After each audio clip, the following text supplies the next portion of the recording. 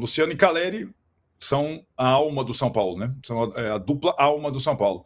Caleri ainda mais pela questão da capitania, da liderança, do caráter competitivo. Sim, até porque sem muito dinheiro você tem que manter pelo menos os seus melhores, né? Que já estão lá. E eles são os dois melhores. O Marcos Antônio ele vai fazer muita falta, mesmo não sendo aquele Marcos Antônio de tempos atrás, que era muito mais decisivo, que era muito mais que tinha uma participação efetiva na construção das jogadas ofensivas do São Paulo, hoje menos.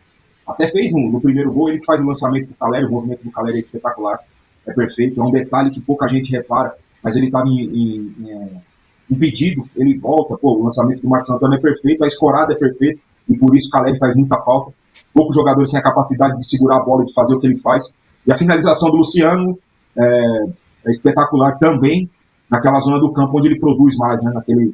naquele perímetro perto da área ali, onde ele é sempre muito perigoso e na maioria das vezes decisivo, né? Então, o Marcos Antônio faz muita falta, sobretudo porque também não temos, gostem ou não, também não teremos nesse período o Pablo Maia, para variar, poupar outros jogadores. Então vamos com o Danielzinho, que está numa fase sem confiança, não numa fase ruim, acho que eu não consigo dizer isso, mas é uma fase abaixo do que a gente chegou a ver, né? Mas eu vejo ele um pouco sem confiança, sabe, em algumas ações dele, tomadas de decisões, um pouco sem confiança comparando com o que ele já fez. Mas jogando ao lado do Bobadilla, que, cara, tem aí um período. Falei com o Gabriel essa semana sobre isso, né? O Bobadilla, para mim, tá jogando muita bola, uma entrega física espetacular, né? Compõe ali o meio de campo nessa nova estrutura do Roger muito bem. E o mais importante, quase não errando em zona perigosa, coisa que ele fazia quase que todo jogo, né? Ele errava ali na intermediária defensiva e dava uma oportunidade para o adversário, né?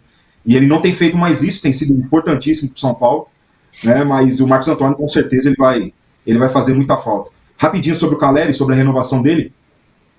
O Caleri volta de lesão e parece que ele nunca machucou, né? É impressionante a volta dele para esse tipo de lesão, não é comum. Não é comum, a gente está vendo o André, a gente vê o Neymar, né, não estou comparando qualidade, mas a volta dessa lesão, eu tive esse tipo de lesão, essa volta é muito difícil, e o Caleri parece que não aconteceu com ele. Ele volta mais forte, ele volta mais rápido, com mais potência, né?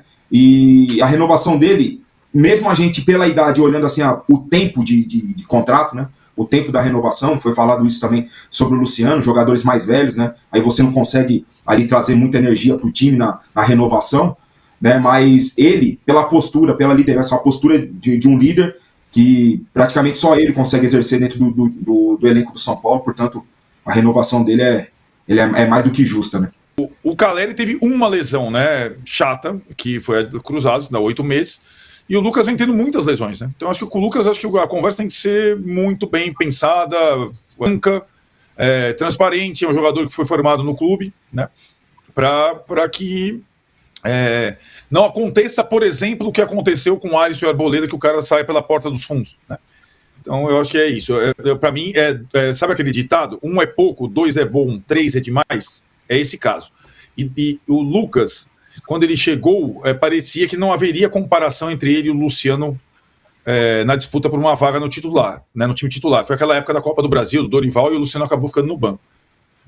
Os anos se passaram e hoje é o contrário, né? Não existe comparação entre o Lucas e o Luciano como titular do São Paulo, né? O Luciano é titular do São Paulo, o Lucas tem que brigar por posição. O Arnaldo tá falando sobre o Lucas. O Crespo conseguiu colocar os três para jogarem juntos, né?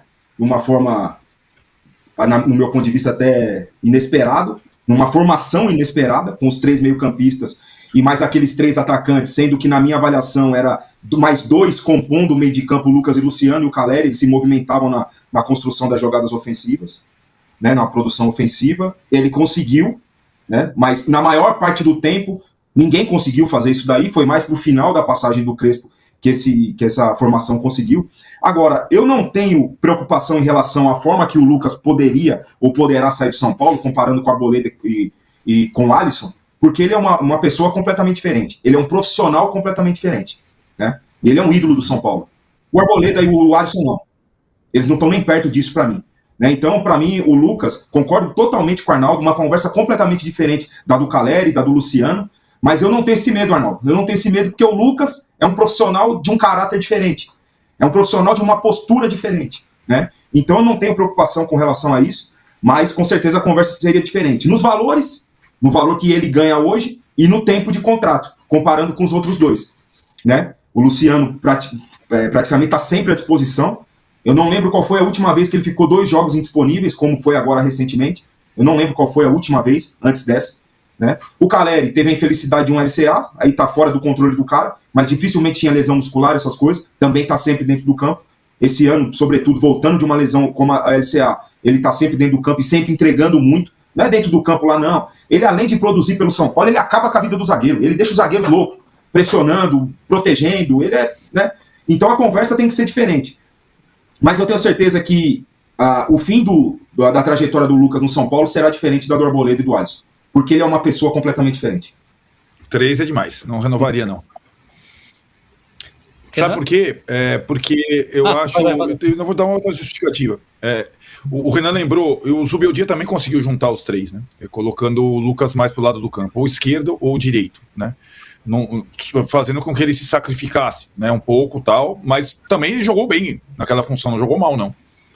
Mas hoje, eu nunca vi o Lucas como 10, embora ele se ache um 10, nunca vi. Eu vejo um jogador como jogador de lado de campo, qualquer um dos lados, e hoje é muito difícil, pela idade, pela série de contusões, que ele jogue de lado de campo. Então eu não... Por exemplo, nesse esquema do Roger, vamos lá, o Lucas se recupera daqui a 3 semanas, né? Que é a estimativa. O Roger está jogando com 2 pontas. Então ele jogaria no lugar entraria no lugar do Ferreirinha, que seria tecnicamente o mais correto. Arthur, Luciano, Lucas, como ele jogou com o Zubeldia pela esquerda, e Caleri. 2 anos depois do Zubeldia, acho que ele não aguenta mais. Por isso que o Renan falou que o Cris... Aliás, o Cris conseguiu... Eu não queria falar o nome do Cris, hoje, mas caramba. Conseguiu algumas coisas mágicas naquele último modelo, que era acomodar quase todo mundo que é melhor tecnicamente com conforto. Não é fácil isso não, cara. Isso é bem difícil. O Arboleda é o retrato fiel desse período que ele está no São Paulo. Comparando com a gestão, é o retrato fiel. Uma completa falta de respeito ao clube, uma completa falta de respeito com o torcedor do São Paulo. E eu não tenho ido mais ao Morumbi porque eu tô trabalhando mais que menino que vende picolé, né? Graças a Deus, né? Então eu não tenho mais a oportunidade de estar lá na arquibancada assistindo o jogo. Mas eu não quero mais ter o desprazer de ver o Arboleda com a camisa de São Paulo, porque ele não merece vestir essa camisa. O São Paulo foi muito maior, muito mais importante para o Arboleda. É muito maior, não, esquece que eu falei. Mas o São Paulo foi muito mais importante para o Arboleda do que o Arboleda para o São Paulo.